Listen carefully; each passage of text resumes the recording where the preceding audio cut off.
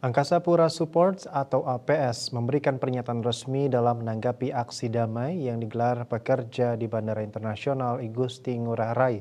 PLT Direktur Utama APS Bambang Arsanto mengungkapkan dalam proses penggabungan yang sedang berjalan, manajemen APS akan memastikan proses dilakukan dengan transparan, tetap memprioritaskan kesejahteraan karyawan dan keberlanjutan perusahaan. APS Bambang Arsanto menyampaikan perusahaan berkomitmen penghasilan yang diterima karyawan akan tetap sama dan seluruh karyawan akan bekerja seperti sebelumnya. Diharapkan penggabungan ini memberikan dampak positif yang akan dirasakan baik oleh perusahaan maupun karyawan. Manajemen APS juga memastikan bahwa seluruh proses transformasi ini akan dilakukan dengan transparan serta tetap memprioritaskan kesejahteraan karyawan dan keberlanjutan perusahaan. Dikutip dari keterangan tertulisnya, pihaknya berkomitmen bahwa penghasilan yang diterima karyawan akan tetap sama dan seluruh karyawan akan tetap bekerja seperti sebelumnya. Ia mengatakan pihaknya mempersiapkan langkah-langkah strategis terbaru dalam transformasi bisnis yang dirancang untuk meningkatkan pelayanan kepada pelanggan. Inisiatif ini mencakup berbagai inovasi dan peningkatan operasional yang bertujuan untuk memberikan pengalaman yang lebih baik dan memenuhi kebutuhan pelanggan yang terus berkembang.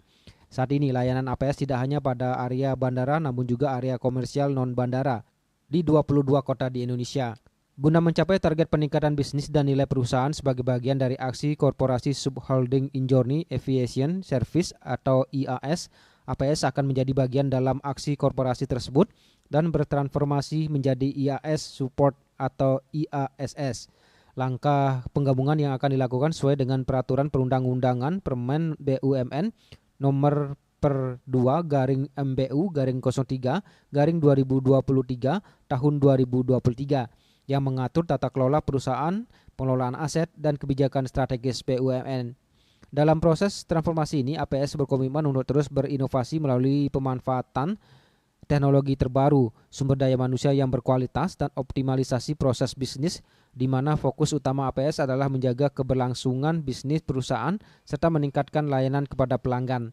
Sehubungan dengan proses penggabungan yang berjalan, IAS dan APS telah melaksanakan sosialisasi guna memberikan informasi kepada seluruh karyawan atas proses transformasi ini. Bali Pos melaporkan.